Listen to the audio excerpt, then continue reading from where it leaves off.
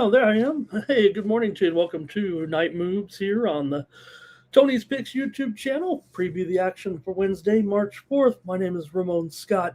I'm going to go over the sports betting card here for a Wednesday. Major League Baseball, also, I should say, a World Baseball Classic getting underway today with one game, but we'll focus mostly on NBA, NHL, and college basketball tournaments in full swing. We saw some fun action there on Tuesday. They're still competing in some of the leagues too for some, well, not many championships. I don't know if there's one or two left here really, but I think we know them all heading into the conference tournaments, and a couple of them got underway today. There's more tomorrow, and we're almost on that time. We kind of are. There's day games, and we're pretty much wall-to-wall basketball here for the next, for 12 days, 10, 12 days before we get to Selection Sunday and get the tournament underway. You know what that means, man. We're coming into the spring season here, and going to be some fun baseball, too. Like I said, we're going to be middle-of-the-night baseball. You like your baseball in the middle of the night, you're going to get some here over the next couple of days with some games across over in the World Baseball Classic. I want to thank folks for joining me here in the chat. The way this show works is I let the folks come in, cover some of the action, then we get to the previews, talk about each game, and you can comment on the games and give your picks as well. I flash them up there on the screen. Your picks are more important than mine here, so make sure you join me. Be a member of the Chat Pros, and I want to hear your picks for the action here on Wednesday. All right, and hey, pretty good day on Tuesday. Hope you folks did well with your picks here with the action on Tuesday. We did have some winners here in the NBA, as I came in with some action here over at Tony'sPicks.com. Brought home a winner with the Dallas Mavericks and the Charlotte Hornets with a premium pick here on Tuesday. It did go under there for sure, as the Hornets got it done again as they blasted Dallas there. Saw flag was a late scratch in that one. We did take the Hornets there in the Tankathon yesterday. Tankathon, I think, was just one game over 500. I think it showed a profit. We'll go over here real quick on some of the results from Tuesday. We also had a winner here on Night Moves last night with Pistons and the Cavaliers game to go under. Cavaliers got that win at home over the Pistons. So Pistons get a notch knocked off of their first place record. We also had a winner here on Night Moves in the Tankathon with the Orlando Magic as they crushed the Washington Wizards 126-109. They got that money there, laying 15 or so, 15 and a half. We got it there as well. Hey, we had a winner here on Night Moves with the Miami Heat yesterday over Brooklyn in the Tankathon as they won it by 26 points. We laid 13 here on the show last night. I had an over pick as my premium pick in that game, and I just started to get away a little bit once it got into garbage time. Miami did have, they were Tankathon. Miami was having like a little dunkathon there at the end, and they were able to get the money, and it went over. That was my only loser there in the NBA on the premium side. We had the New York Knicks yesterday here on Night Moves there with the win over the Toronto Raptors on the road. Knicks win at 111-95 to keep that dominance going over the Raptors. They dominate the Raptors. That's all there is to it. And we had them here on Night Moves. So we rolled with 5 straight winners to open the night in the NBA, although didn't go perfect our way here with the late action, but we were able to come home with a late win over on the premium side with the Phoenix Suns and Sacramento Kings game to go under. We also had the Suns here on the show last night. So 6-4 with the picks here on the show and 2-1 with the premiums over at Tony'sPicks.com. We had the under in that game between Phoenix and the Kings, and the Suns were pretty much in charge. They only covered by a point or two. So let's see the Tankathon there. That was another winner for the Tankathon there yesterday. Also, we didn't play the Lakers game here. I actually played the total here on the show, but the Lakers did get it done in the Tankathon last night, laying the small number, small number for a Tankathon, laying 7.5. They got the cover.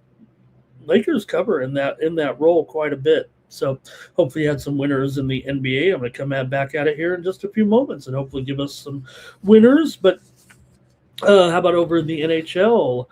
Yesterday, with the winners here on Night Moves, we had the Buffalo Sabres on the show yesterday. They got it done over the Golden Knights, 3-2. Uh, the, here's some of the scores from hockey last night: 3-2, 3-2, 3-2, and 3-2. I think four of the first five results were 3-2 games. Lots of one-goal games in there. Yesterday with the early action, we had that winner, as I mentioned. We also had the Boston Bruins over the Pittsburgh Penguins, 2-1. Bruins got the win there. We also had a winner here on Night Moves with Ottawa and Edmonton game to go over 5-4 in overtime. Is every Edmonton game 5-4, 6-5? Yeah, it is pretty much the way it's been going. We also had winner here on Night Moves last night with the San Jose Sharks. What a wild one that was against the Montreal Canadiens, and a 7-5 win for the Sharks here. Exciting night there in the NHL, and I didn't come in with any premiums last night in the NHL. It was a good betting card too, but we kind of went with the games here on the show, I think, and wasn't quite there for me, but late night, in case you missed it, first place Colorado was able to take down Anaheim big time, 5-1. I was on Anaheim here last night. Colorado got the win there. They were up 3-1 heading into the third and cruised on for the victory. All right, let's see. The Predators dealt center Michael McCarron for a second-round pick to the Wild. The one trade news there in the NHL. All right, college basketball started here and got underway with tournament action on Tuesday with just some of those first round games. But we did sweep our Sun Belt picks here on the show with UL Lafayette and UL Monroe. I told you, the team with 4 wins and 17 covers, they got it done. UL Monroe was our pick here, 2-0 over there, although 1-1 in the Patriot League. We had Bucknell, they rocked Army, but Holy Cross, nice job by Holy Cross. Lafayette was a runaway favorite, and Holy Cross was able to get the win there in the Patriot League first round. And we'll cover maybe one game from each conference. We're not going to preview 16 games. That got a little tedious last night. We'd have to do every conference game from here on out, and there's going to be a few days where there's even more than that. So let's pick the best games from each conference. I won't trouble you too much for your time here tonight. Did have some winners, though, here on Night Moves last night, include in that heavy rotation, I think we can call it there, from last night's action anyway. We had Texas Christian. We had TCU there over Texas Tech. We had them plus 10. They won the game outright there last night with TCU and Texas Tech. And also had a winner here on Night Moves last night with Seton Hall and Xavier. Game total over was winner here on the show last night. And that was about it for the winners. I don't think the sides were too good, but we did come home with some winners over at Tony'sPicks.com. Let's go over the website and see who did well, and we'll say hello to everyone. And then I think we can get started here, get a few more people in here. I like to be seen when I'm doing this show, if you know what I mean. Okay, let's go over to Tony's Picks, take a look at the handicapper leaderboards, see who's hot over at Tony's Picks. And I know I'm up there somewhere from yesterday with some winners yesterday. There's the leaderboards. Let's see here.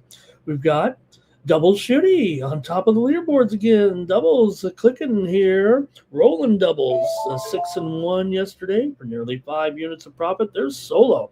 Another good day. Solo rolling 3-0 there.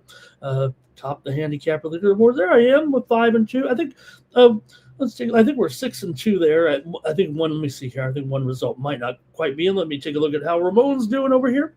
6-2 on the day. It's going to read here eventually. More winning going on over at Tony's Picks. So make sure you check me out. Remember, I'm the guy who covers all these sports. Another winner in college baseball today. There, by the way. Today, as we had a premium winner on in the college baseball. I should be going more with a 5-1 start here right now. Okay, let's see. Here we go. Okay, there it is. Phoenix and Sacramento game under the game we're missing here is UCLA. We had UCLA last night. Filed some late steam, so hopefully all the subscribers were on board for that one. UCLA completed a pretty much an historic home season that's only been duplicated a few times in NCAA history. Now, one thing about it is they're not quite up there with the teams that may have done it in the past, but for all the record setting that they did, UCLA with this incredible uh, home season, three top 10 wins at home this season, and given their perfect record, it had only been accomplished by a few teams in NCAA history, and all those teams went on to win the national championship. Now they're not going to win. They're not going to win the national championship because they cannot do anything away from home, really. But they beat earlier this season number 9 Nebraska last night. They had some other top 10 wins this season as well. So Nebraska is turning out to be a little bit of a metrics fraud, unfortunately. A fun team, great job, Nebraska, but UCLA had their way in that one. I added that one late. Should have been on there earlier because they were going to roll. But UCLA, maybe you can sneak one in there with UCLA in conference tournament play. Maybe they'll have just a little bit extra than some of these teams moving forward. But again, just a record-setting year for UCLA at home.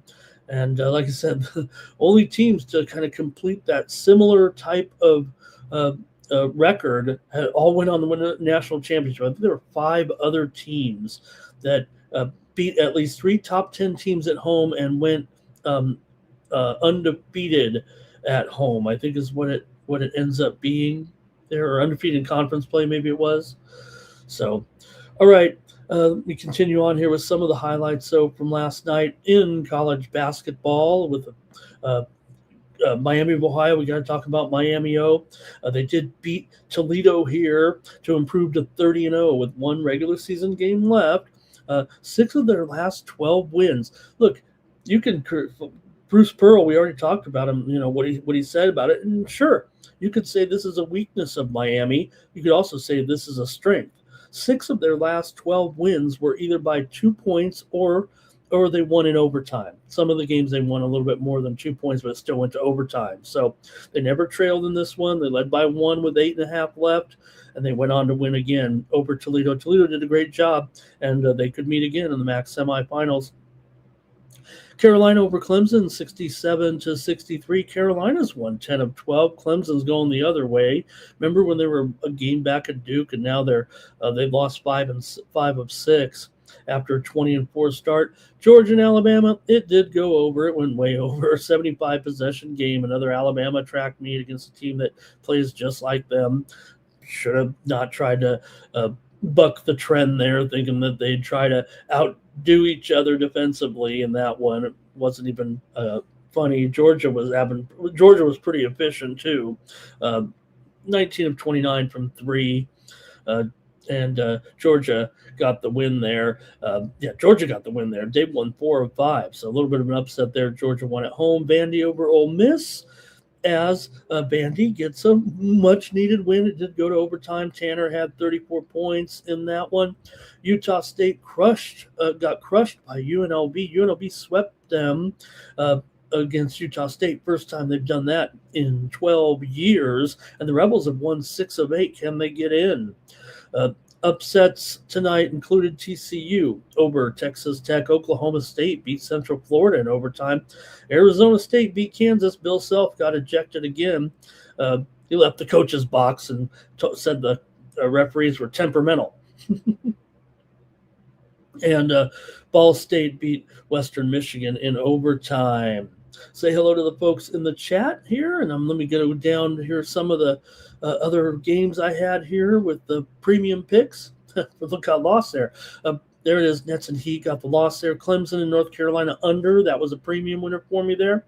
Monmouth Northeastern over, premium winner. Also, the Mavericks and the Hornets. I had the under there in that game, and I also had their A&T and Campbell just did go over. Well, went over by 6 points. And there's my college baseball winner, Georgia over Kennesaw State. Georgia won it 11-1 on a shortened game. All right, let me go back to take a look, see who's hot over at Tony'sPicks.com as well. Steve Duncan, another fine day over there on the ice, 5-2. There's Stax McKelvey, 3-1. Great day for Justin. Great day for the Cappers. Look at all the Cappers in the green here. Nick Lagaretos, 5-3. Brian Bittler, 2-1. Al Ninos. Does Al just win his game every day? He just wins. That's all. I love Al. I mean, he just gets it done. Just has that one winner every day. You could retire. Millsy there, 1-0 yesterday for Mills Young. VIP account, 2-1. Shane Mickle, 2-1. Tony T, 2-1 yesterday. Ron Hahn, 2-1. That's a good group. 13 Cappers in the green. Last 7 days, it's Stephen Duncan up there nearly 67% right there. 10 units of profit. David Racy, 6 3/4 units. Tom Regard doing a great job so far as a member of the team, up 5.5 units there. I am up 5, probably up 6 units there because of the win not in there. But Ron Hahn, nearly 5 units of profit. Mills Young, 4 3/4 units of profit. Rod Zawacki and Al Ninos, Joey Tron, Tony T, and the VIP account in the green there. Last 7 days, last 30 days. Stephen Duncan up nearly 26 units. Nick Lagaretos up 12 units. I'm up over almost 11 units there. David Racy up 8 units. Al Ninos up 5 units. Mills Young nearly 4 3/4 units over at Tony'sPicks.com. And for the year, you see the top of the leaderboards there with Stephen Duncan already up 50 units in a little over 2 months. So might want to get hooked up with Steve. I know a lot of you already are cashing in on those hockey plays, hockey props. All right. Head on over there, click on the All Cappers tab, click on the handicapper of your choice, and that's how you get signed up over at Tony'sPicks.com. Hey, this would be a great time to hook up with me for a 3-day all sports pass. Let's ride in the weekend together. Let's go Wednesday, Thursday, Friday. I'll probably deliver here. I'm in a good group, so probably deliver here upwards of nearly 25 plays, I would imagine, over the next 3 days. So wouldn't that be worth your time over at Tony'sPicks.com? These are my high-end boutique plays, high roller selections. You might see me on some other channels and some other shows, but just know that my best picks, this is where I start every day. My top plays over at Tony'sPicks.com. I've got to get a lot of opinions out there. I've got to give a lot of plays. We start the list right here with the 3-day all sports premium pass. Just know that. All right, let's say hello to the folks here joining me in the chat pros today. You guys are lining up to say hello. I want to say hello to Victor Rojas there. Nice to have Victor Rojas. Haven't seen him in a while. Good to see you, Victor. Jimmy Two Shoes is here. Cal Dog's ready to go. Also, let's see who else is going to join me tonight as a chat pro. It looks like that might be the group. Jimmy Choo is all ready to go here in the World Baseball Classic with Chinese Taipei. We used to call them Taiwan. Remember in the Little League, and they were Taiwan, and then they changed to Chinese Taipei. But yeah, get ready for some great action tonight. The first games are ready to go here in the World Baseball Classic. It'll be at 10 p.m. Eastern, 7 p.m. Pacific with Chinese Taipei and Australia. So they'll get it going in the World Baseball Classic, and then 2 games on Thursday from that region. That region gets started there just a little bit early with those teams. It's Chinese Taipei, Czechia, Australia, and Japan over there in that region at the World Baseball Classic. So it's going to be fun to kind of watch that one here over the next couple weeks. And like I said, we'll have kind of, some middle of the night action at the World Baseball Classic. All right. Let's see who else is here joining us in the chat. It's going to be Andre here. He had UCLA and the under there yesterday. Jimmy Cal Dog talking about his winners here as well. Glad everyone had a good night. Looks like they did. All right. Is that it? That might be a roster call of the chat all stars here. A few more notes here, real quick, before we go. Before we get into the previews, give it another minute or two, get some folks in here. Uh, we did see that the F1 season may end up moving some races here. You know, they're supposed to be in Bahrain and Saudi Arabia here in April in just about 5 weeks. You're going to have to start making plans now. You just don't make a Formula One race like moving to another stadium or something and just make sure you have the beer working. So may see those races actually move out of the Middle East here shortly. And they're also have to get some of the team members and officials out of there. Everybody's having trouble getting flights out of the Middle East right now, so kind of hard to get everyone there going. Also, soccer action on Tuesday. It didn't come in with any premiums there with the EPL card, but how about Everton with the win over Burnley? They finally won at home for the first time in 3 months. Sunderland over Leeds, a penalty shot goal in the 70th minute there. Wolverhampton Wolves got the win over Liverpool, game-winning goal in the 94th minute, and Burnley and Brentford, scoreless tie. USA plays Canada tonight in the She Believes Cup. All right, let's see who's here, who's ready to go, who wants to talk a little sports and sports betting. Only other note from baseball, how about Jurickson Profar, his second PED suspension. He's going to miss 162 games. He's going to miss the whole season. How good do you have to be, right? I mean, is that the only way you can do it, or is there some kind of PED that's is an addictive drug or something? I don't know. There were some tune-ups in the World Baseball Classic national teams. United States beat the Giants 15-1 as Skeens threw 3 innings and allowed 1 hit. Harper and Judge had 4 hits and 4 RBIs combined. Bregman and my man Roman Anthony with home runs. Mexico beat the Diamondbacks 6-3. Great Britain over Milwaukee 7-3. Israel beat Miami 1-0. They must have had good defense. And Netherlands over the Orioles 8-5. Okay, let's get ready to go here and start previewing. I think we're going to get everybody we're going to get in here right now, and we're going to preview some NBA to start it off. Then we're going to some hockey, going to some college basketball. I hope we pick the right ones. I mean, like I said, there are tomorrow, 18 tournament games, so I'm not going to put you through them all, but, we want to touch on each league at least here.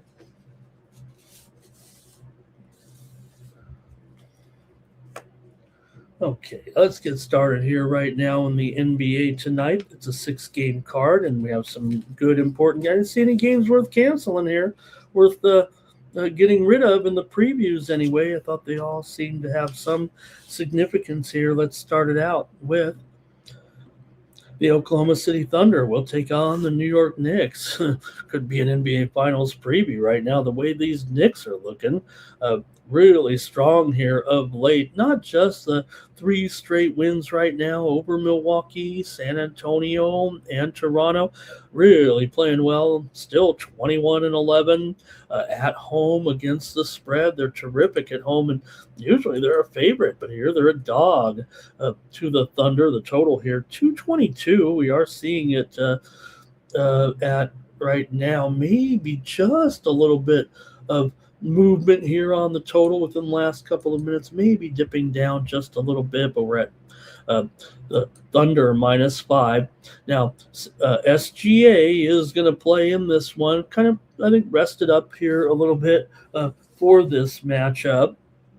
Also, A.J. Mitchell, though, questionable. Brandon Carlson is questionable here as well. Hartenstein is probable. Guard Jalen Williams still out for the Knicks. Just McBride still is out. Been out for a month here now.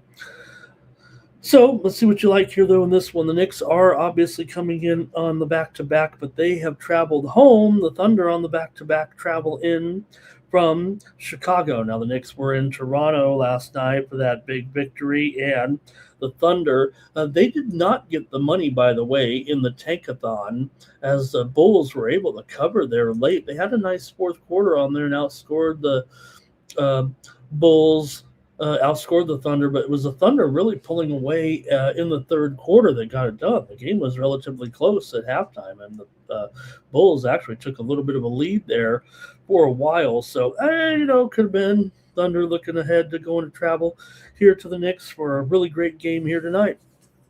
And let's see how you see this one between the Thunder and the Knicks here, with the Knicks at home. Oklahoma City comes in having won 6 of their last 7. They've also defeated the Knicks in 7 of the last 8 meetings between the two teams, but the Knicks have won 5 of their last 6 games coming in. The Thunder, with their last 3 wins here, they're on a 3-game winning streak, wins over Denver, Dallas, and Chicago. But they're 0-3 against the spread in those games, so they're not covering their number here as a favorite. They are 28-31 against the spread as a favorite this season, but 10-3 against the spread versus the Knicks over the last 6+ seasons. Knicks have gone under in 5 of their last 6, but OKC's gone over in 10 of their last 15 games. 6 of the last 7 meetings between these two teams have gone over. The Knicks are 17-15 to the over at home. Only mention that because they kind of trend under as a dog, about 4-7 to the under as a dog, and the Thunder are 18-13 to the over on the road. So, you could think with this Knicks defense right now, but how will they fare up against the Thunder in this role? The teams have not yet met this season. Last year, they played both their games within a week span in January of 25. Oklahoma City won and covered them both as part of their dominance of the Knicks. Let's see what you have in the chat in this one. The Knicks getting points at home from the Thunder. Okay, it's going to be Cal Dog. He likes the Knicks. Timmy Choo says, you got to take the Knicks here. Andre says the Knicks plus the points and even take the over. Timmy says SGA will get 30 points just on the free throw line itself. How about when Doris Burke called out SGA on the air? She goes, this is going to be an unpopular opinion with some, but how does he keep getting away with that? Good on you, Doris. Doris didn't get away with that. All right, I'm with you guys. Let's just take the Knicks here. I feel like this defense is doing something special right now. The Thunder, I'm not saying bigger fish to fry here right now. And, if anything, the Knicks do have just a little bit more at stake here. Currently, it feels like the Thunder are just 3 games ahead of the Spurs. I get that. They could blow it here. The Spurs are playing very, very well. But the Knicks, they're in 3rd place. They can see the Celtics. They're on their heels a little bit. They're trying to stay away from the Cavaliers in 3rd place here. So I'm going to try the Knicks here at home. Plus, getting the money here may be a classic game here with these two right now. The way they're playing, it's just sometimes you want to look at the Knicks and say, well, are they for real this time or not? But right now, whether or not they're going to be for real in the long term in the postseason, that remains to be seen. It does feel like they're pretty solid, but the defense itself, it feels pretty good right now the way things are going. All right, Dort and Hart will chirp. Dort and Hart, going to get into it. And that last incident with Dort, how about that? Dirty Dort. We're talking Dorton here. All right, and let's see here. That might be it.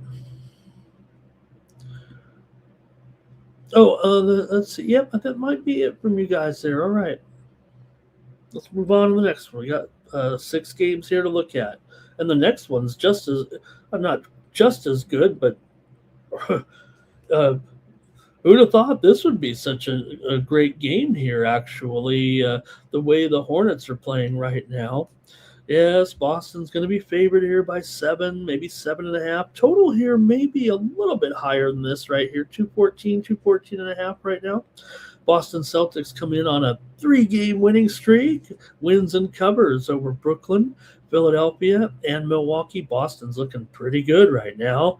I mean, they've looked good all season, but they're picking it up here again, getting it done. 7-1 straight up and against the spread in their last 8 games overall. But how about the Charlotte Hornets? They've won 5 straight. They've covered 8 straight coming into this one. They took down Dallas there last night, 117-90. The Celtics will be rested here off of their win over Milwaukee on the road last time out.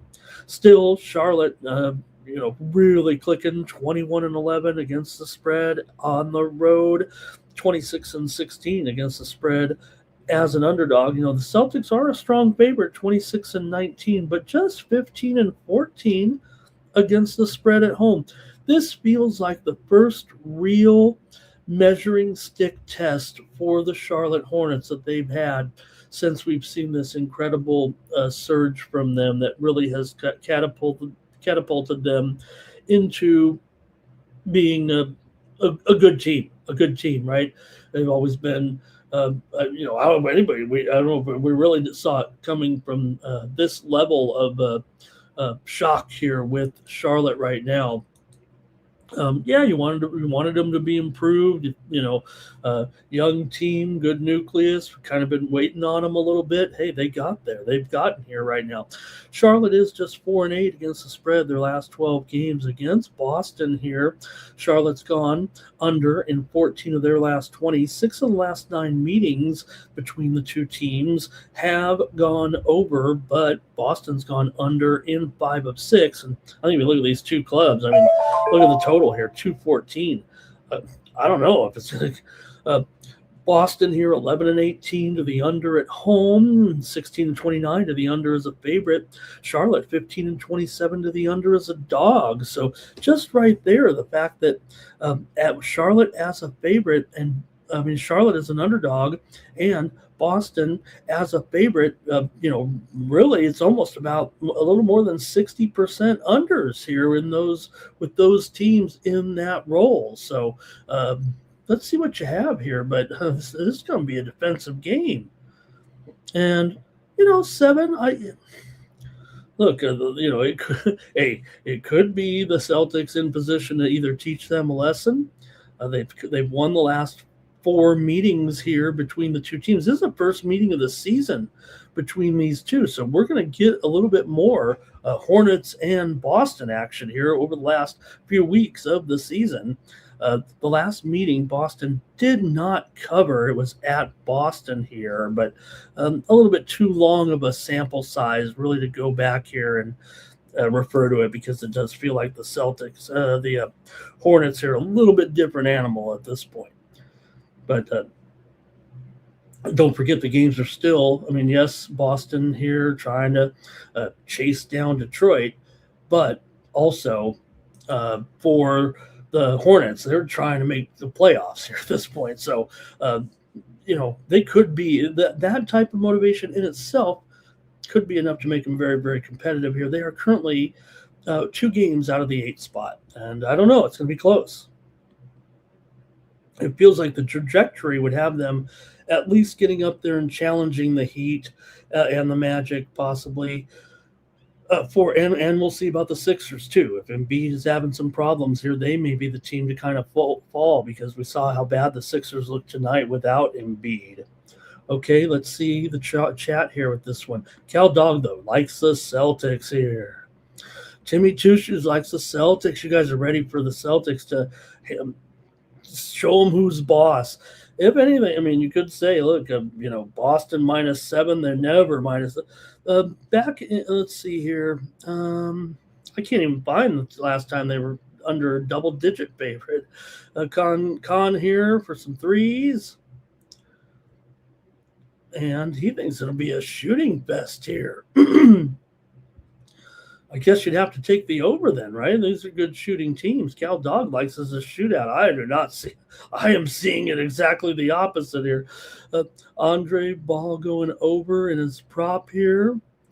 Brown to go over his point. I've got an under in this one. I don't know if this game's going to get to 100 to 200 points, much less. I mean, these are, the one thing about the Hornets, Con Kneppel, the situation, just great, right? Really exciting. Seeing, LaMelo, really, really, really develop here. And Bridges, Diabate, Brandon Miller. This group plays defense. They do play defense, and I think that's been key to the Hornets. Not, they're not up there with the elite defenses, but I think the turnaround has been more about their improvement on defense. So let's see here. The Hornets won't be able to handle Brown. Brown, funny how Brown kind of, missed some action in there a little bit with an illness. We know that he had, has been fasting there in the religious holidays. So gotta get your protein, man. Uh, Also, Jason Tatum nearing his return. It won't be here, but man, could it be this weekend? Within the next week or so for Tatum? Queta, he's probable here. Kobe White, probable as well. I'm going with the under, you guys. If I'm wrong, come in here and laugh at me tomorrow, but I'm liking this one way under, you guys. Look, it's already built in there. 214 looks a little, like the books are obviously onto this situation too. You guys are saying, hey, you know what, the book, if you guys like the over that much, I mean, this must be like a premium for you guys because yeah, these guys have been big time unders all season and against one another. It looks like it's gonna, to me, get in the muck a little bit. Okay, I think that's it for that one here, and let's keep moving on. A good game, that worth watching, huh? Throwback here a little bit. Jazz and Sixers here. I think we're officially in the tankathon here in this one. I mean, the Sixers here are going to the play. Well, I said going to the play. I'm not sure yet, right? Especially here now. They are in sixth place currently. Talking about the Sixers, they are a game and a half ahead of the Magic and the Heat from the 8th spot here. So look, they're on the back-to-back here right now. They've lost 2 in a row. We know that Embiid having some problems here, so that makes it a little bit difficult here. He's still playing the Utah Jazz, who have shown up here a little bit of late. Utah just battled Denver there the other night and covered the spread, but before that it was a disaster. Philadelphia is 20-13 against the spread as a favorite this season. The total's 241 here. That's kind of how the Jazz plays, but I'm a little skeptical. I'm a little skeptical in this one. I know the Jazz have gone. In fact, I got to update this because it's actually down to 240 or maybe 239.5. Yeah, that's what I was thinking too. And spread here maybe has gone up just a little bit to 9.5 right now. So see what you guys think here in this one with the Jazz and the Sixers. Let me get comfy in my chair. For the Sixers here, they're coming in off of back-to-back losses, albeit to Boston and San Antonio. They're still just 14-18 against the spread at home, but we are a bit in the tankathon here going up against the Utah Jazz. Jazz have been left in the dust here for quite a while right now. So let's see what you think here in this one. And I might just go to the tankathon, but I also think this total is a little bit questionable here. Utah has covered 4 out of the last 5 meetings between these two teams, but Utah's on a 6-game losing streak right now, going just 1-5 against the spread in those games. Philadelphia is 3-6 straight up and against the spread in their last 9 games overall. Philadelphia just 2-4 ATS in their last 6 home games. Philadelphia's gone over in 6 of their last 9. Utah's gone over in 4 of their last 6, but I'm not. These are over teams. I'm almost on the eye test here a little bit with this one because I just don't know if they're going to get. Yes, Utah. I like them better at home. I think in some of those games to score a big total. Uh, at Houston, they had just 105. At Memphis, 114 there. And when you're talking about 240 here, I know Philadelphia does get involved in some scores right now. Just played a game with Miami recently that was 240 as well. So give me the Sixers. I'll go into the tankathon here and hope they blow out Utah here. But I think, look, if I'm going to take a blowout, it's going to be an under, I think, because I think that Utah on the road, yes, I know they've gotten some of their numbers here. Despite as bad as they've been, they're the number seven scoring team in the league, the Utah Jazz. So I know I got burned on one of those, but all right, let's see what you got here in the chat. Utah and Philly. All right. Cal Dog might be on the under here, or maybe that was the Boston game. Let's see here. Timmy thinks it might be a dumb over, but maybe that was the Boston game. Jazz needs to score 100 points, right? They'd have to score. Look, their team total in this game, I guess, is going to be what, about 115, right? So they'll need to score more than that, or unless you're talking about just to win the game, maybe. All right, and I'll peek at the injury report here. Markkinen, he's out. You know what that means? Man, this guy misses a lot of games, doesn't he? Let's see here. Well, Kevin Love, he is probable for this game for the Sixers. Kelly Oubre is questionable. BJ Edgecombe also questionable. Janai Broom is out right now. That knee, bummer for him. And Embiid is currently out. So Cal Dog likes the under here in this one. I can't disagree. It's just that these are two over teams, no doubt about it. Philadelphia 19-14 to the over is a favorite. Utah 32-21 to the over is an underdog. Although for a team that does go over quite a bit this season, Utah is just 14 overs and 14 unders on the road. I'll take the Sixers though in the tankathon. The Trailblazers are on the road here visiting the Memphis Grizzlies. Oh, and look at this. It's up to 7.5 here. Is that Major right? Line move. Oh, my goodness. It is going up here as we speak, it feels like. Here, I'm showing it up to 8 right now. In fact, Circa is up to 8.5 here in this one. Oh, my goodness. Well, look, I mean, this is in the tankathon here, and I kind of want to agree with it, but boy, all of a sudden now you're going to be asking Portland here to get a road victory and cover by nearly double digits against Memphis, and Portland's lost 2 in a row here right now. And they're in a desperation mode here as far as trying to get to the playoffs. Portland's in 10th place. They've fallen 3 games back here right now of the Warriors, still 3 games back from the Warriors here. Lost to Charlotte and Atlanta. This is their 4th straight road game here. They did start with a win and cover over Chicago, but pretty much got pasted by the Hawks and the Hornets. Now, the Hawks and the Hornets, we know we're talking about the Hornets. Atlanta, we're talking about them next, and I've been totally impressed with them too. So maybe this one's a drop down here, and maybe Portland can handle this one. They didn't cover in the first meeting here about a month ago, 122-115. They did win at home as a 9.5 point favorite, but they only won by 7, and it feels kind of like that's where it's going to be here, this one. But I might be willing to get into the tank with the Blazers here one more time. Let's see how you have it, though, and then I'll maybe decide. Portland is 12-6 against the spread their last 18 meetings with the Memphis Grizzlies. Memphis is 7-3 against the spread their last 10 games. They've covered 3 in a row. They beat Dallas. They beat Indiana on the road.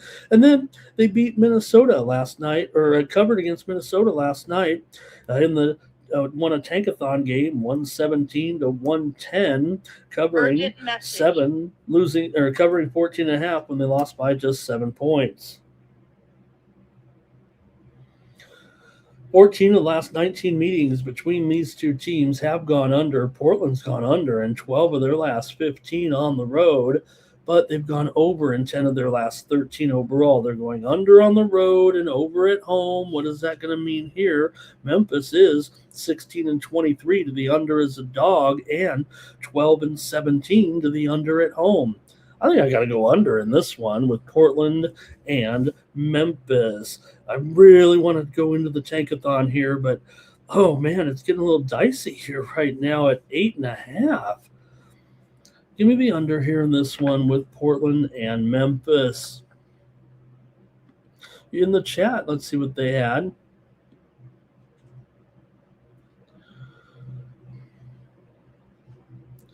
Timmy says the over's looking good in this one.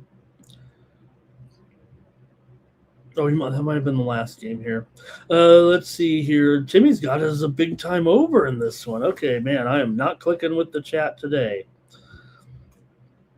He said it'd be a shame if this one went under. Cal Dog's on the under, though. Maybe, Timmy says maybe, though, it could be Brick City. All right. Hey, we're 4 down, 2 to go, and let's talk Atlanta Hawks basketball. Man, hey, one day the Hawks and the Hornets may be the meeting for the Eastern Conference Finals. The way these teams are, Atlanta looks good, man. 4 straight wins right now. They're playing 500 ball. They got rid of Trae Young, right? We said, oh, Trae Young's going to be back this week. Well, he went off the bench. Or what did he do? He left the bench in street clothes. He probably did it on purpose so he can get fined. Maybe he'll get suspended. I don't think he will. I think they just fined him. But Hawks here, 4 straight wins. The Bucks, 3 straight losses. Milwaukee struggling here against the Knicks, Chicago, and Boston here of late, kind of coinciding with Giannis's return. Not all 3 games, but maybe the anticipation of it. For Atlanta here, they beat Portland last time out, 135-101, won a couple of games at home against Washington, and also beat Brooklyn. Not a difficult schedule, but hey, Atlanta's playing well here right now. They got Jonathan Kuminga, and just when you wanted to label this guy a bust, turns out it was just Steve Kerr that had a problem with this guy, and you put him in a situation where he can feel a little more comfortable. Maybe he is a douchebag. I don't know. But he's looked great so far with Atlanta. A good trade. It looks like the Warriors finally got fleeced on something here. Remember, they don't have the same general manager as they did when they were winning those titles anyway. All right, we'll hear from you in the chat in this one between the Hawks and the Bucks here on Wednesday, with Atlanta coming in here having won 5 of their won and covered 5 of their last 6 games overall. Milwaukee mentioned the losing streak. They're 2-4 straight up and against the spread in their last 6 games. Milwaukee's gone over in 8 of their last 12 games at home. Atlanta, however, has gone under in 6 of their last 7 games. Is this a game? Milwaukee needs it. Atlanta needs it, but Milwaukee needs it more. But does Milwaukee even have enough to get into contention here? Right now, I'm still kind of, ready to draw the line at the Bucks. I don't think Chicago's going to make it anymore. The Bucks right now are 5 games back of the 8 slot. That might be a little bit too much to make up here with a couple dozen games left. But these are the games you'd have to win to do it, right? Here you're in a toss-up game, and this game, with Giannis in there, you would think, right, you put this game back early season here a little bit when we didn't know that Milwaukee was going to be a big flop, and they'd probably be much more of a favorite in this game because I don't think we knew Atlanta. You might not believe in Atlanta right now, and I don't, they're in the playoffs here. If they can just pass up the heat of the Magic, they're 1.5 games back. So important game for both teams. But is this the spot for Milwaukee? Milwaukee's just they are a favorite here, right? Are they still a favorite? Let me make sure of that. Yeah, 1.5 point favorites here right now. So see what you got here in this one. Does feel like if there's a do factor, I guess this would be it for Milwaukee, but Atlanta's looks so good here right now. Milwaukee 13-16 against the spread at home. Atlanta 18-14 against the spread on the road. These two teams met back in January in their first meeting. It was 112-110. Milwaukee got the win as a 1.5-point dog in that one. And we're going to see these teams battle again. Let's go to the chat. Another good one. These are good games tonight, huh? All right, here we go.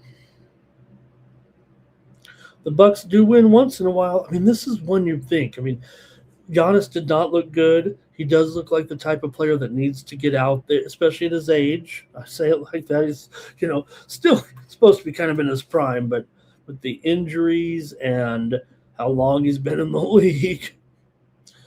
All right, Hawks. He's playing the Hawks, but maybe the Bucks could win, said Timmy.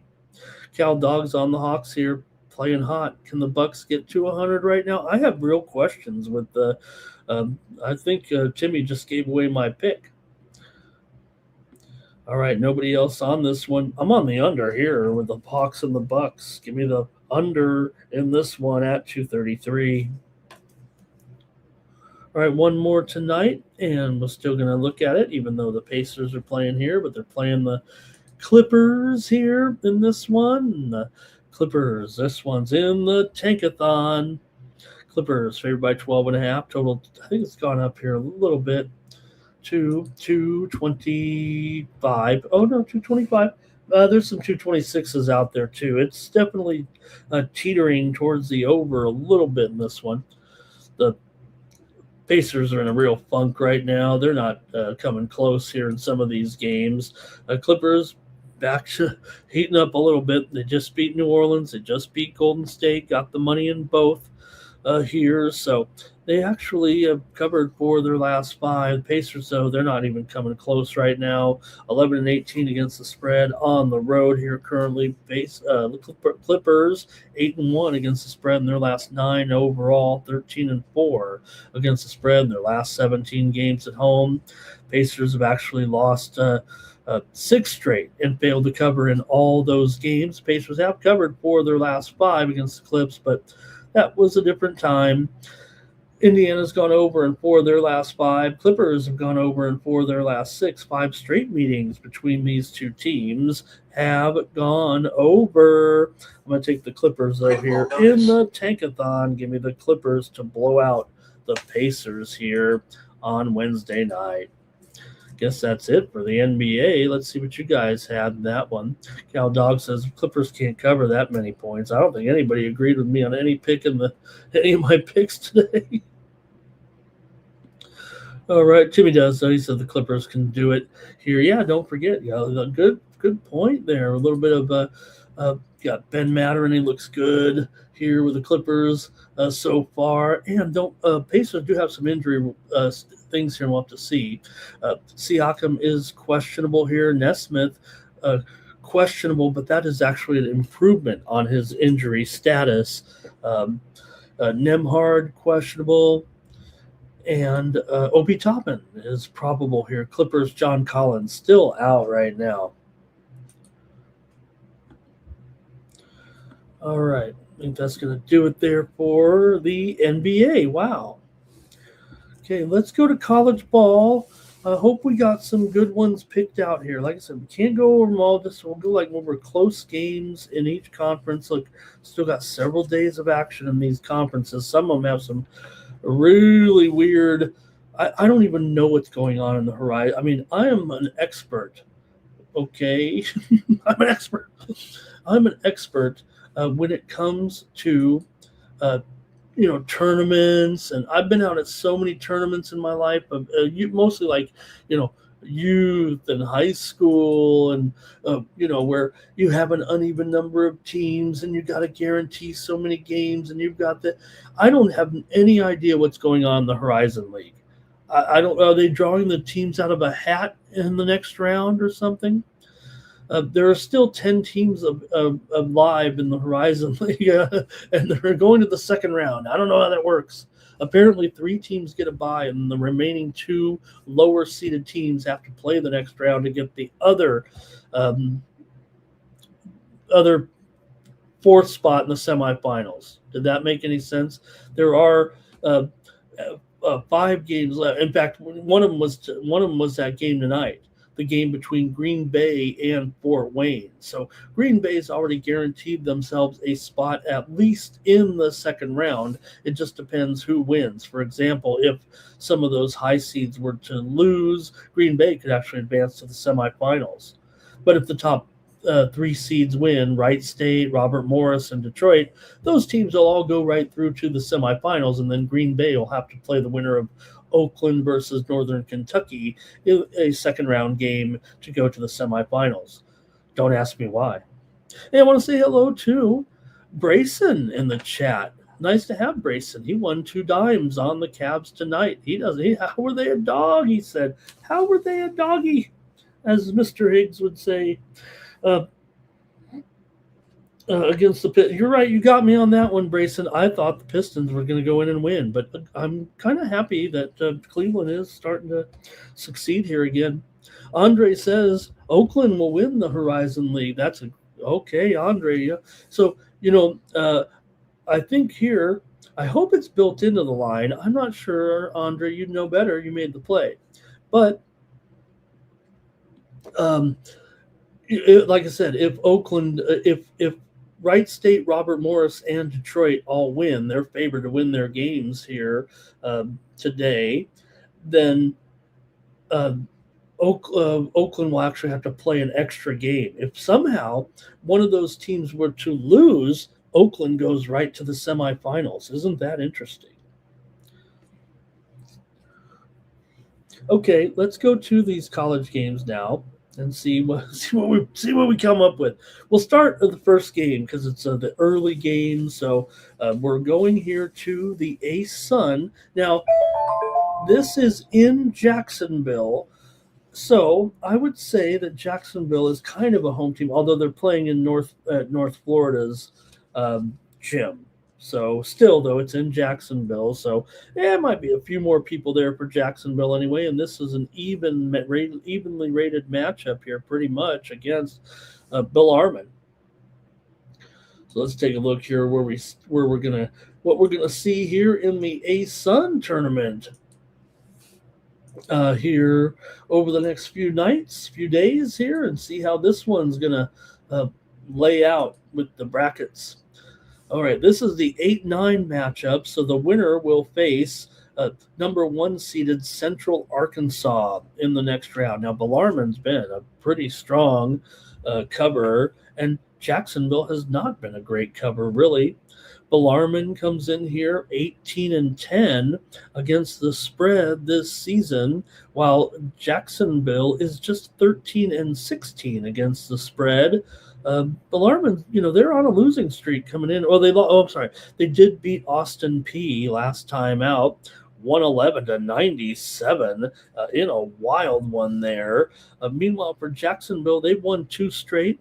They beat Stetson here and North Florida coming in this one.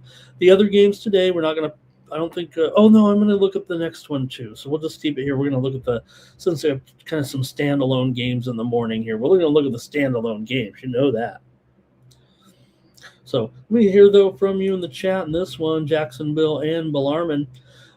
Bellarmine 7-3 against the spread in their last 10 games overall. They've lost 5 of their last 6 overall coming in. Jacksonville's just 1-5 against the spread against Bellarmine here in the last 6 matchups between the two teams. Jacksonville's gone under in 4 of their last 6. Bellarmine over in 13 of their last 19 games. The two teams did meet earlier this season at Jacksonville on their home court. It was in that one. Bellarmine actually getting the win there, 77-70 as a 4.5-point dog on the road. So they did do it there. Bellarmine's been the better cover this year. I think the Sharps are going to be on Jacksonville here. Could it be maybe a little bit of home? I don't want to say home cooking here necessarily, but let me hear from you in the chat if you want to go about this one with Bellarmine here. I mean, look. I mean, uh, for for Bellarmine here, you got to come on down here from um, Kentucky here to take on this team that is basically in their own backyard. But I think Bellarmine's been the better team overall this season. Bellarmine is 18-10 to the over this season. Jacksonville just 11-18 to the under. They're also 6-11 to the under as an underdog here. So let's see what we got. Cal talks at this at 9 a.m. Yes, noon Eastern, 9 a.m. Pacific. So we're getting into it. Timmy Two Shoes here with the under in this game. And Andre says under first half, under full game. Cal Dog likes Bellarmine here. All right, I think I can find a game with you guys that I'm going to be liking here in this one. Give me Bellarmine, or I'm sorry, give me the under here in this one with, don't give away the picks here. Jacksonville and Bellarmine here. I will take the under in this one. Okay, we're going to go to the next one here, also in the A-Sun, just because it's kind of a standalone game a little bit at 2:30 Eastern, 11:30 Pacific. So that's how we'll roll here with these two standalone games today. These are really the only two. By the time we get to the next game, it is for a half an hour or so the only game. But these two are total standalone games here with Florida Gulf Coast favorite here. The Eagles favored by 7.5 here now. Is that right? Is this one going up a little bit?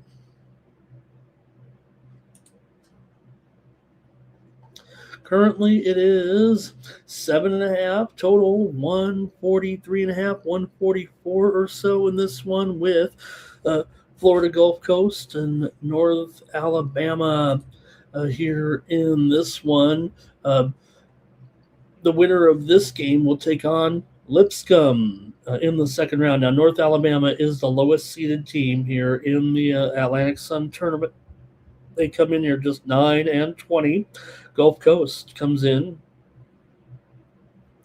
14-17 right now. Gulf Coast has lost 2 straight coming in. They lost to North Florida. They lost to Stetson. Gulf Coast has not been a good cover team all season. They're just 3-15 against the spread as a favorite. The spread's going up here.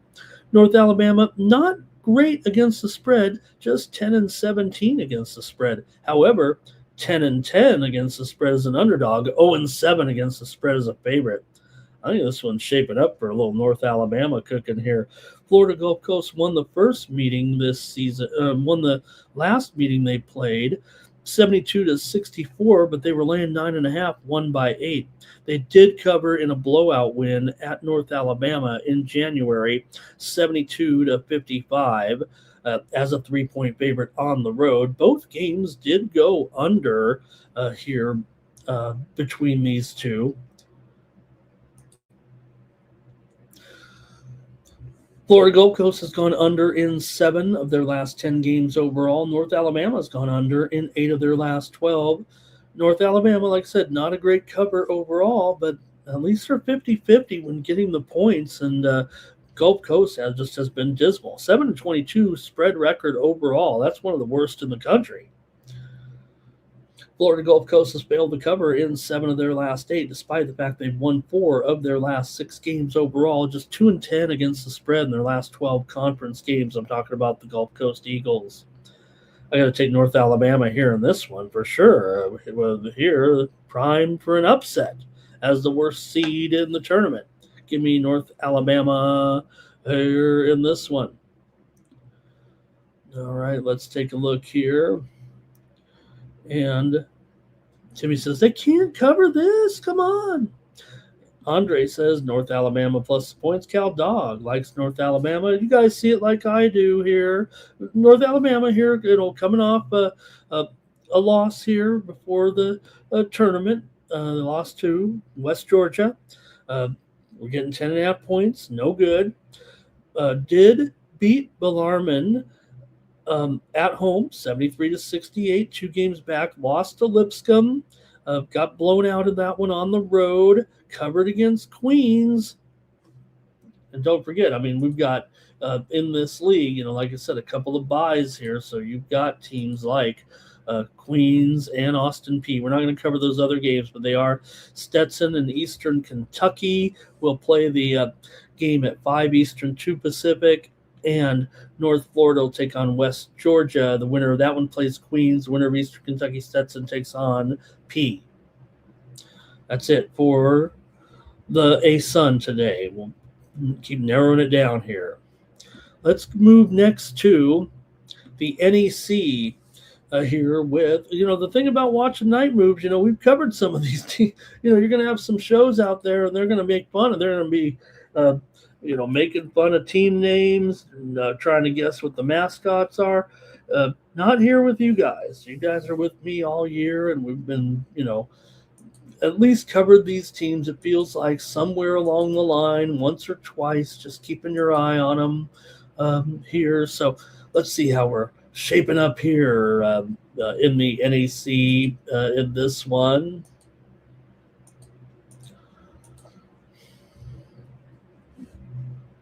And this one, we do have 4 games here in the NEC today, starting with, and they all are, let me make sure of this, I think they're all at the same time here, 7 Eastern and 4 Pacific. So I have chosen the game between Mercyhurst and Fairleigh Dickinson. Just felt to me to be like the closest of the games in the NEC today. Let me make sure I got the bracket right here, though, too. Okay, in this tournament, the pairings will be reseeded after the quarterfinals. So the best teams will play the better seeded teams, if you will. For example, LIU and Central Connecticut are the top 2 teams. They're guaranteed, not to face each other. They will face the worst teams just in case of an upset or something like that. So you'll have the worst seeded team take on the higher seeded team, and then in the middle team, same thing there in the middle. If you get my drift. All right. For Fairleigh Dickinson here in this one, they come in 11-20 right now, losers of 3 straight. Mercyhurst here, the 3 seed, favored by 3. Mercyhurst comes in off of a win over Stonehill, 75-62. They lost to Central Connecticut, but did cover, and before that they beat Long Island and covered. Mercyhurst has been a great cover this year, 19-10 against the spread, 9-6 against the spread as a favorite, 7-4 against the spread at home. We're on campus sites. Although we could play, do they still do this tournament where they got the curtain in the middle? You can play the 2 games at once and you got the 2-sounded whistle. Fairleigh Dickinson, not a great cover at all. 5-12 against the spread on the road. 10-18 against the spread overall here. Feels like Fairleigh Dickinson's overmatched to me. These 2 teams did meet this season already twice, and it was Fairleigh Dickinson winning them both actually over Mercyhurst. Fairleigh Dickinson won and covered them both. Man, for a team that didn't cover many games, they sure did it against Mercyhurst. So 74-67, F. Dick won on the road as a 5.5-point dog, and then Dickinson won at home, 55-52. Covered the spread as a 2.5-point favorite in that one, but going to have to wrestle a little bit here with the series history this season. Comparatively, because it's been mostly Mercyhurst getting numbers here this year. Let me hear from you in the chat in this one with Mercyhurst taking on Fairleigh Dickinson in the NEC. This is the only one we're going to look at here in the NEC today. We'll mention these other ones, though. Like I said, what was the other one I left off? Oh, LIU and Chicago State. I mean, come on. LIU, number 1 seed.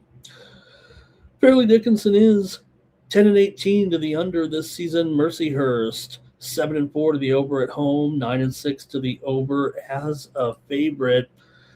Uh, Mercyhurst has gone over in 5 of their last 6 conference games, over in 5 straight, basically. Fairleigh Dickinson's lost 17 of their last 20 games on the road. They've lost 4 of their last 5. They've failed to cover in 6 straight here. So, yeah, they maybe have played well against this team, but how much of it was maybe just a one-off because they're not covering anything right now. Mercyhurst has won 16 of 19 at home and covered 5 of their last 6. I'm going to take Mercyhurst here, and if it's an upset, good on you. Give me Mercyhurst over Fairleigh Dickinson here in this one. All right, and we've got here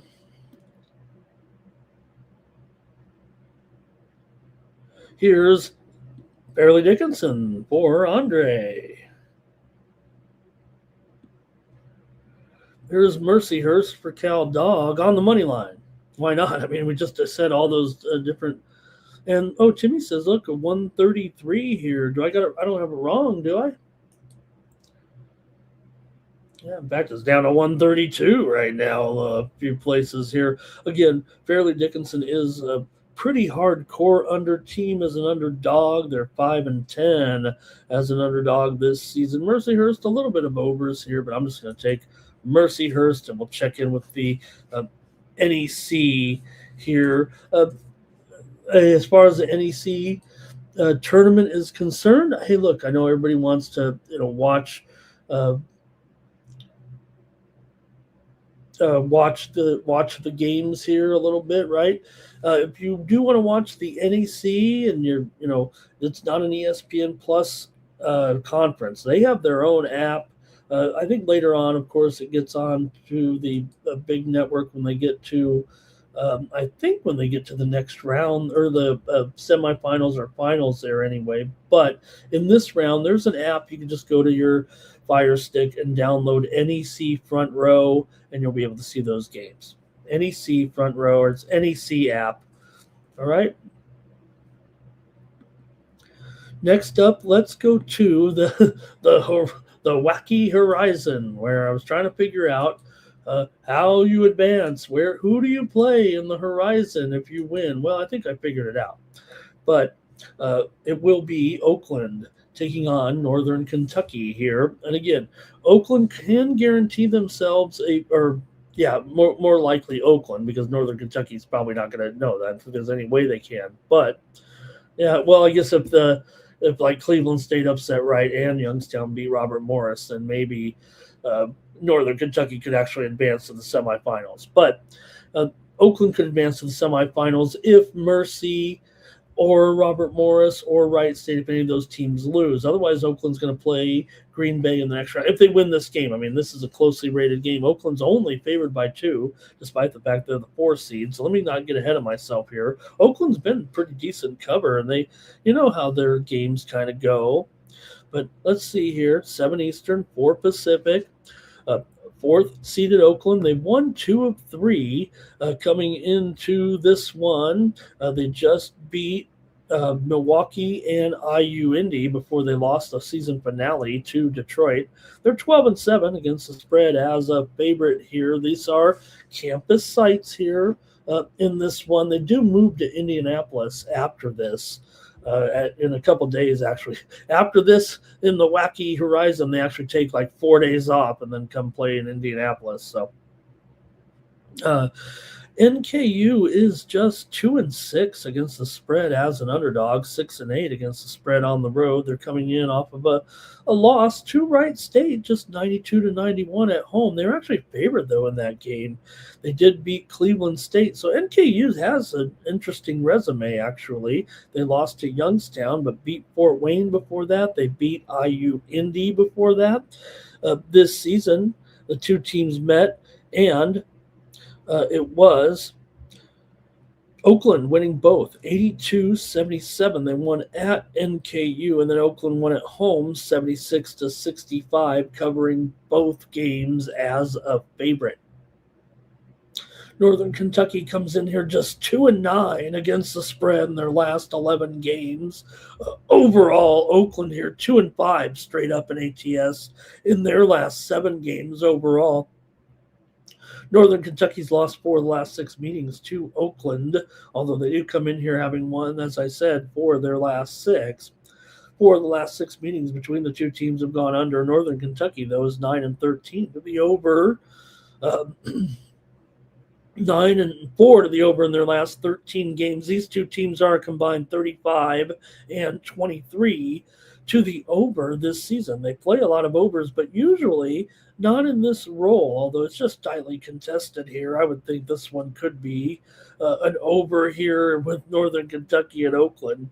Both regular season meetings did go under, however, but the total was far lower than this.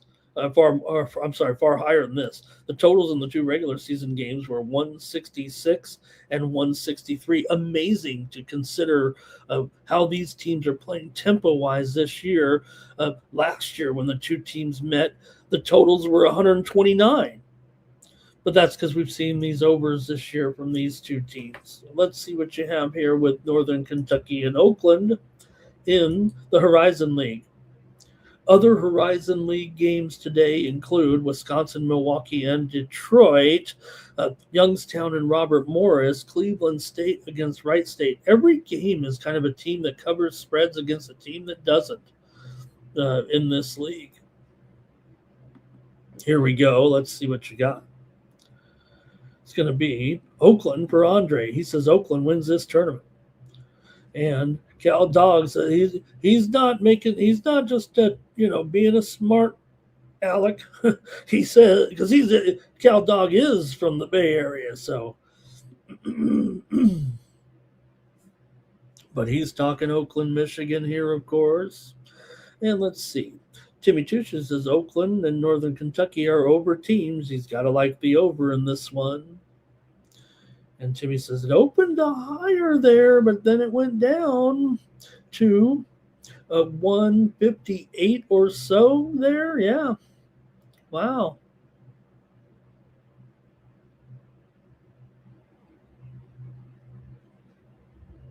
Let me see here.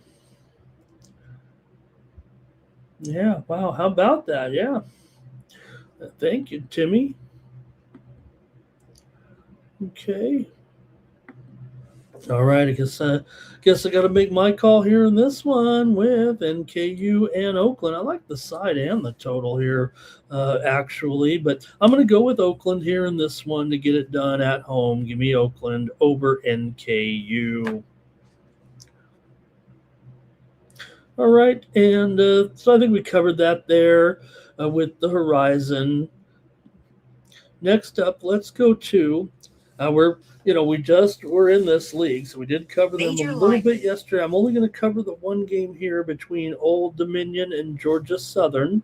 The other matchup in the Sun Belt is UL Lafayette and JMU.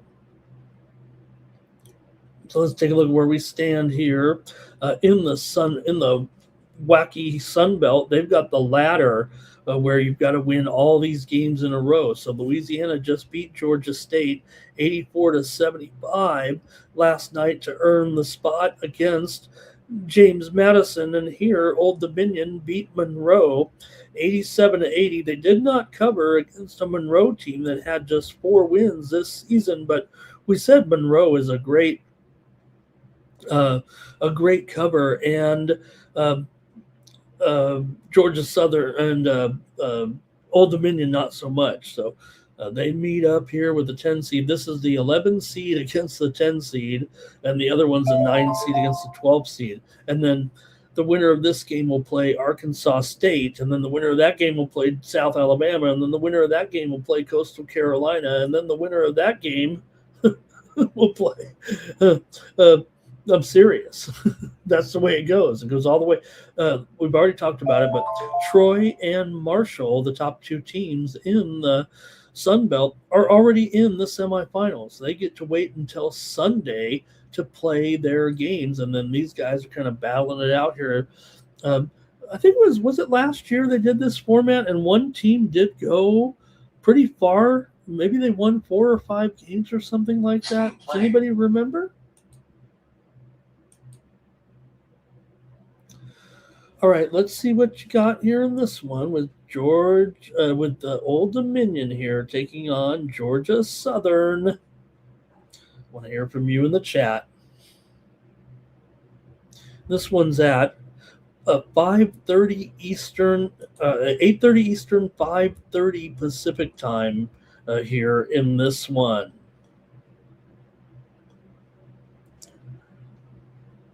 Okay, Old Dominion comes in here having won 4 of their last 6 games overall. They've actually lost Old Dominion 6 straight meetings to Georgia Southern, coming in going just 2-4 against the spread in those games. These are being played, by the way, in Pensacola, Florida. So, neutral site, game here in the Sun Belt Conference.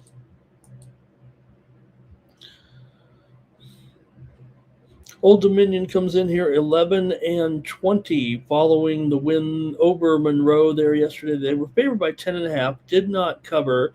They're basically a 500 proposition against the spread.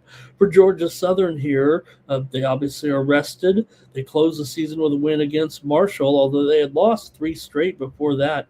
Georgia Southern is just 2-8 against the spread in their last 10 games overall. 5-8 against the spread, or 5-9 against the spread. Let's see here. Let me make sure I get the stat right here. I don't want to be wrong on this. What do we say? 2-12 against the spread in their last 14. Not 2-8. Well, they were 2-8. 2-12 against the spread last 14 games for Georgia Southern. They've lost 9 of their last 12 overall. So, look, it's been a good series history here for Georgia Southern, but they have not been necessarily the better team down the stretch here. But maybe the series history could be what covers it. These two teams have met this year twice, and it was 93-86. Georgia Southern won at ODU, and they also won 87-84 at home, but did not get the money in that one. Okay, I'm going to go to the chat here, this one, see what you have. Between Old Dominion and Georgia Southern. Thanks for joining me here on Night Moves. All right, go to the chat, and it's going to be ODU here for Andre. And Jimmy Chushu says he'll go over in this one because of Georgia Southern. Yeah, Georgia Southern 16-13 to the over this season. The 2 regular season meetings went over. Old Dominion's 19-11 to the over this season. And they're all over in 7 of their last 10 here in this one. Still a pretty big number, though, in there. All right. I think that's going to do it from the chat, so I guess I got to make my call here on this one in the Sun Belt.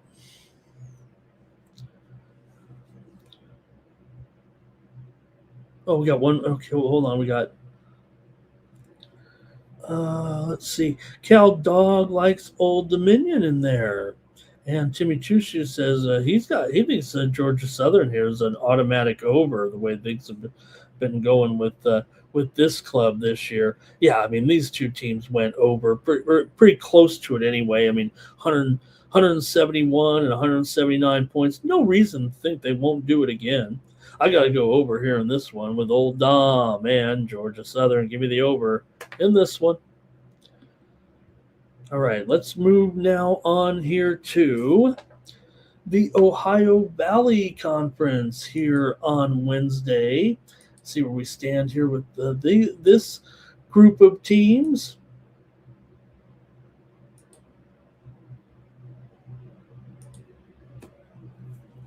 All right, Arkansas Little Rock, the 7 seed, takes on the 6 seed Lindenwood. This is another ladder bracket.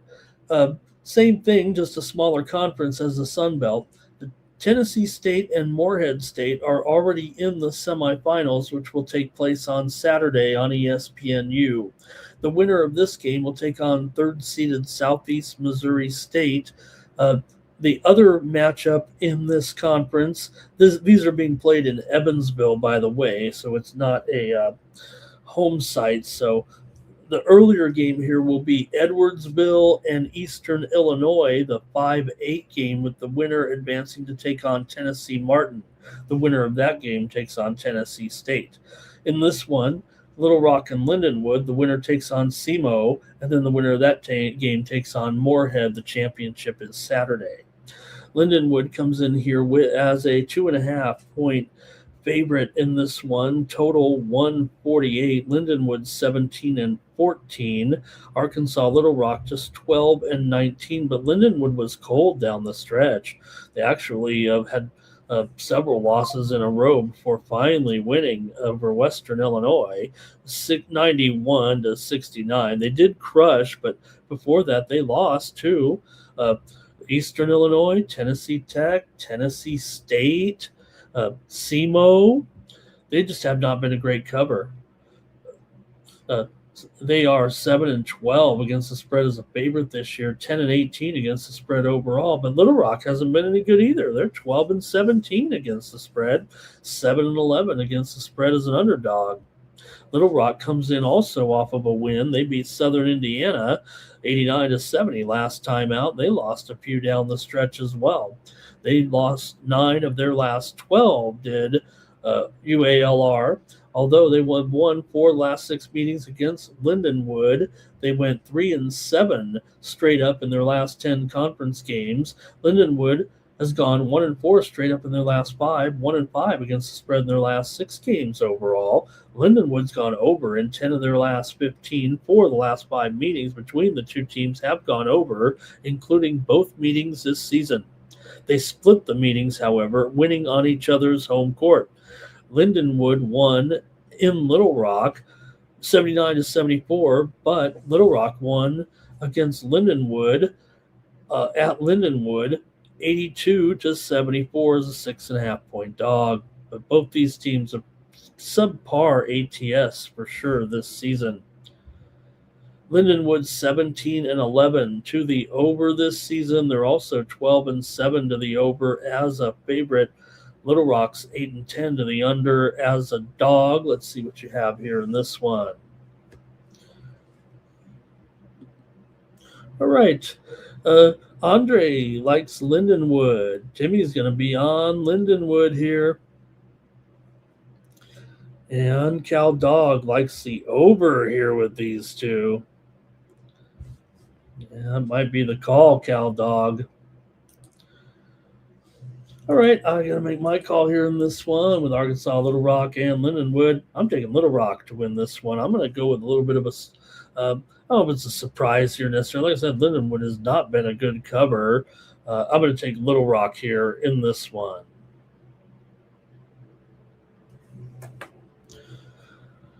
All right, and let's see here. I think we've got time for no, that's it. That's it. We've covered every conference here. Although in the Big South, there is one first round game. I don't have it previewed. These are not exactly. We got more games to come in the Big South. All right, let's get to hockey. But just want to mention in the Big South, the opener here will be first round matchup, the 8-9 game between Gardner Webb and South Carolina Upstate. The winner plays High Point in Friday's quarterfinals. This is being played in Johnson City, Tennessee. So High Point's the number 1 seed, and then the other matchups in the quarterfinals on Friday, Asheville and Longwood, Winthrop and Charleston Southern, Radford and Presby there, and they'll get underway here in the Big South. Okay. Oh, also Summit League first round game as well. MoKC takes on Oral there, another low-seeded game, if you will, in that one, although Oral is an 8-point favorite in that matchup against MoKC in the Summit. And first round game there. Okay, that's it. let's go to the NHL here right now. We got a quick 5-game schedule, and then my night moves will be over, and I can still make it to Taco Bell. All right.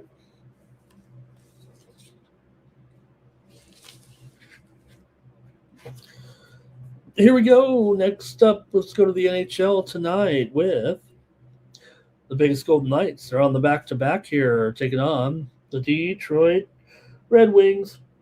Last night, Vegas lost to Buffalo. 3-2 there last night. Vegas lost for the third straight game here. This is the 5th game of the road trip. They obviously are not liking traveling here on the East Coast right now. They've lost consecutive games here to Washington, Pittsburgh, and to Buffalo. So, they played okay last night. I thought they, had a big chance there. In the game. I mean, they were in it all the way there, especially when they got the 2 goals there in the second period, but couldn't score in the third. For Detroit here, meanwhile, they come in off of a win over Nashville, 4-2 last time out. They're 2-1 out of the break right now. But Vegas, just 3-7 as an underdog this season. Detroit is 15-11 as a favorite, 18-10 at home right now coming in. So look, Vegas is not enjoying the road trip, that's for sure. These two teams played one other time this season, and it was Vegas winning at home 1-0 in that one. Let's see what you think here with the game tonight. Can Vegas find a win here on the road? They've lost 6 of their last 7 on the road. They've lost 8 of their last 11 overall. Detroit has won 4 of the last 5 meetings between the two teams here in Detroit. So for the last 5 years, basically. Detroit has been going under here of late. They've gone under in 5 of 6. They've also gone under in 10 of their last 14 at home. Vegas has gone under in 4 of their last 5. The Red Wings are 9-17 to the under as a favorite.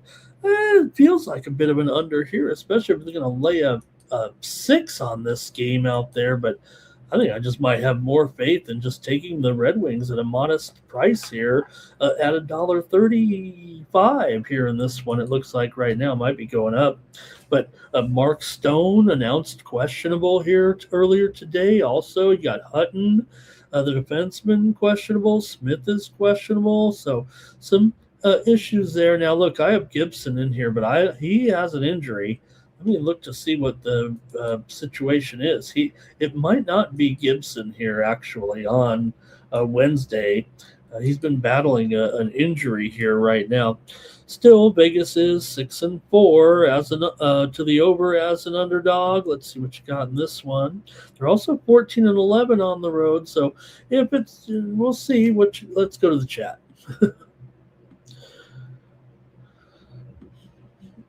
All right. Andre likes the over here. Cal Dog, though, likes the under. And Timmy says, come on, Knights, just one win somewhere, anywhere. Larkin, anytime goal. Golden Knights for Cal Dog. All right, I guess that's going to do it there from the chat in that one. Man, I'm going to take Detroit Red Wings here in this one. Give me the Red Wings over the Knights right now. I'm a little concerned here about the home team. I'll take Detroit. Next up, Maple Leafs on the road here, taking on the Devils. We probably could have covered 2 basketball games here and not bothered with this one. What were we thinking here? A couple of also rans here. Sorry, guys. Wasn't focused. All right, Toronto comes in here having lost 4 straight. Like I said, New Jersey here with 2 straight wins. Maybe they've got a chance. I don't know. But New Jersey here, 14-13 at home this season. Toronto 11-17 as an underdog here. New Jersey is 10-19 to the under at home. That might be just, I'll go with the under here. I don't want to spend too much time on here now that I think about it with this game. We should have put in another basketball game or two. Cover those other basketball games that we didn't cover. But let's see how you guys have it here in this one. We'll just move on. Toronto, let's see here. They actually won 9 straight games against New Jersey on the road. That's got to count for something. New Jersey's lost 5 of their last 7, but Toronto struggled here too with 4 straight losses, albeit against Tampa Bay, Florida, Ottawa, and Philly, but still struggling here a little bit with the 4 straight losses. New Jersey with back-to-back wins over St. Louis and Florida outscored them 8-2 in those games. New Jersey's gone under in 8 of their last 10 at home and 7 of their last 8 overall here. It feels like an under here with this 5.5. And 2 teams met back in December. It was 4-0. Toronto won at home in that one. So let's go quickly here with this one. Devils for Cow Dog. Hey, Jermaine made it tonight. Van Riemsdyk here for Timmy Two Shoes. Andre likes the Devils here, but Timmy might take the Leafs. Like I said, I think 9-0 on a series history in the same building. I think that's worth something. Hello to Up One Money tonight. Timmy says the Leafs have lost some. They got to come back here. All right. I'm going to go ahead and I'm going to take the Leafs. I like that. I like that series history here. We got 2 teams that have nothing, that don't really have a chance. So I'll try the Leafs. All right. Hurricanes and Canucks here. It's about the Hurricanes, of course. Still a huge favorite here. We'd skip this one too in baseball season with $3 favorites probably. Anyways, got Carolina coming in here 38-16-6 right now. Vancouver 18-35-7, completely opposite. The Hurricanes come in here right now looking pretty good. They did lose last time out, but again, they were on a roll. They're 2-1 out of the break here. They just lost to Seattle, but hey, we were on Seattle in that game, remember? For Carolina here, they've won 5 of their last 6. They've actually lost 13 of the last 16 meetings here in Vancouver. It's hard to want to even think that maybe could Vancouver compete. They're 2-14 in their last 16 games overall, but that's pretty dominant. 13-3 at home against them. Vancouver's lost 6 straight. Carolina's gone under in 5 of their last 6 on the road. They've also here met back in December, or November anyway, and it was 4-3. Carolina won at home, did not cover the puck line there, but Vancouver's had plenty of issues here of late with a losing streak. They're not even coming close in some of these games right now. Lost to Dallas 6-1 last time out. Lost to Seattle before that 5-1. Also had a loss to BGK 5-2. Lost to Utah 6-2 here. So you may say, hey, you know what? Wow, Carolina's had some problems in here when playing Vancouver, but right now Vancouver's just at a real low point. And Carolina's, look, they lost to Seattle. Seattle's playing pretty okay right now. Let's just take the Hurricanes on the puck line. I'll do it. A little bit square on this, but man. Okay, let's see here. A couple picks. Canes on the puck line, Carolina on the puck line. Andre says the value is on the Vancouver puck line. I don't know.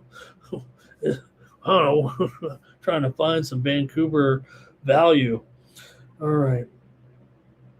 Yeah, you're right. It's just hard. I mean, look, I'd love to give them a chance. If they had any life in them at all, right, you'd want to take them. This would be the situation to take a team, right, when they beat a team. Now remember, when Carolina's coming in here 3-13 in the last 16 meetings in Vancouver, that's basically 16 years. So it's really not that.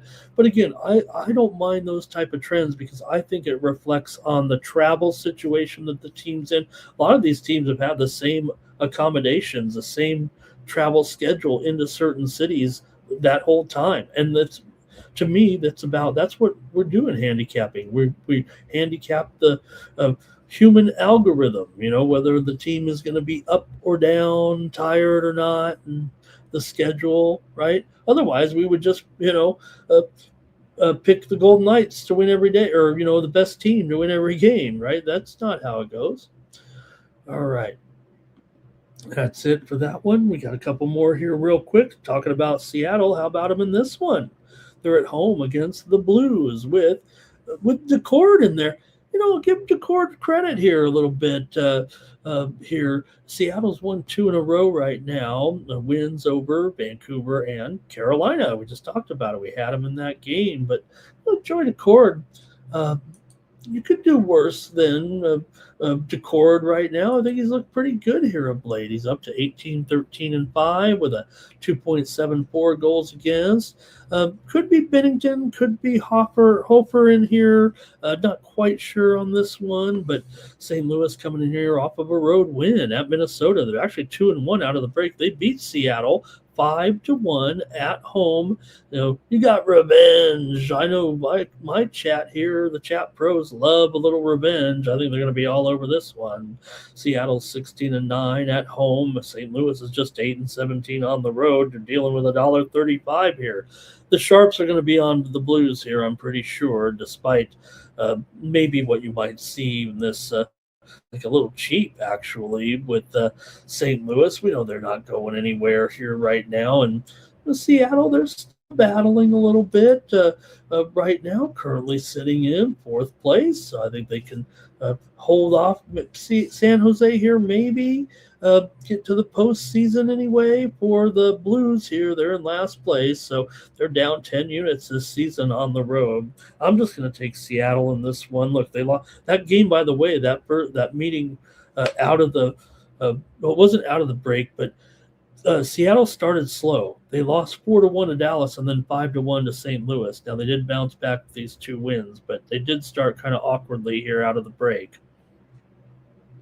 Seattle is 9-21 to the under at home, 1-6 to the under as a favorite, and St. Louis is 18-23 to the under as a dog. You got to think this is going to be 3-1, 3-2, somewhere right in there. I'll take Kraken. Let's get Kraken.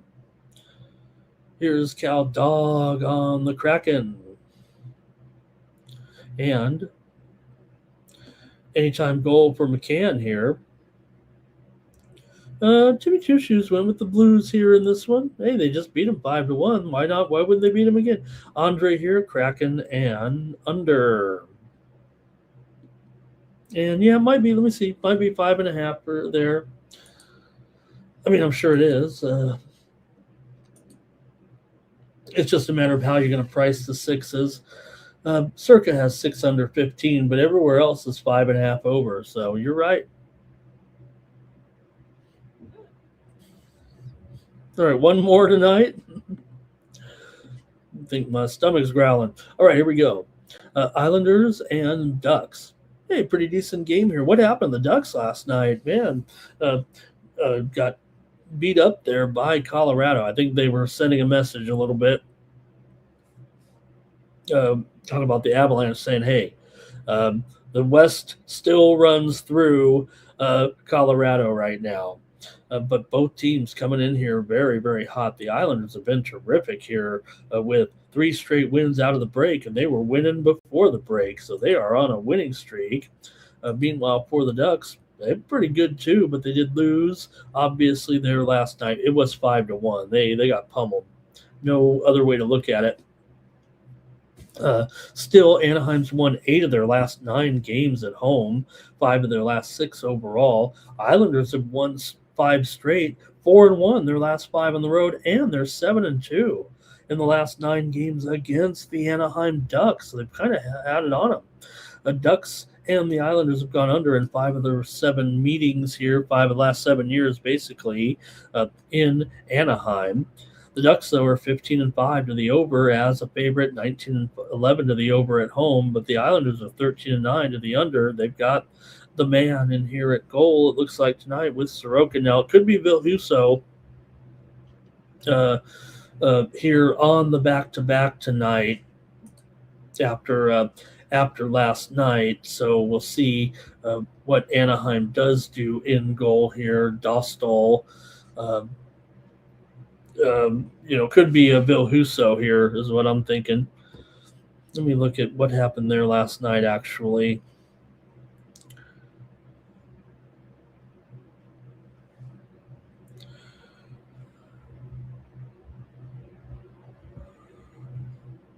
Yeah, Dosta was in there last night, stopped 21 shots, but 21 to 26. So pretty good night there for the Abs.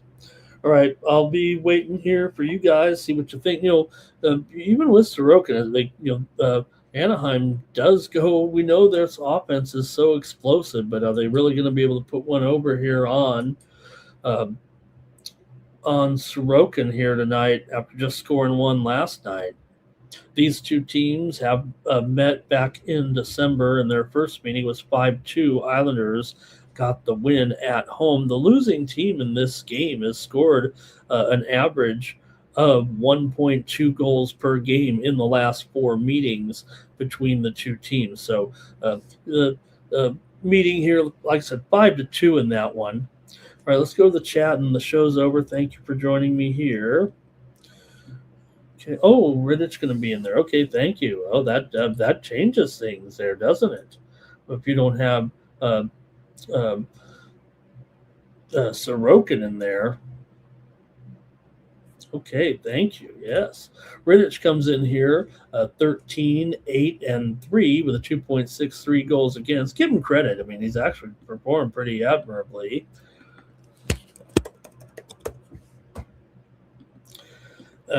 Riddich did have a tough one there. He allowed 4 goals, but did get the win against Florida 5-4. So it's going to be a little bit of a rough patch here, a little bit of late for Riddich right now. So let's see what you got here. I got to make my call here in the final game of the night, and I want to hear from you. And then we're done here on night moves. I put Riddich in there. Look, I'm going to go over. I'm going to go over after what I saw last night. Give me the over in this one. I don't mean to be mean. Riddich has good numbers, but look, the Ducks scored 1 last night, and if it's Husso in there, give me the over. All right, here we go. And Timmy says he likes, Riddich. Hey, give the Islanders credit right now, right? I mean, you figure right now you got to like the Islanders to keep on going here. I mean, man, they're not going to catch Carolina, but they're going to be in there in the postseason, and they're hot right now with this winning streak, 5 in a row. So maybe they can get this one against the Ducks.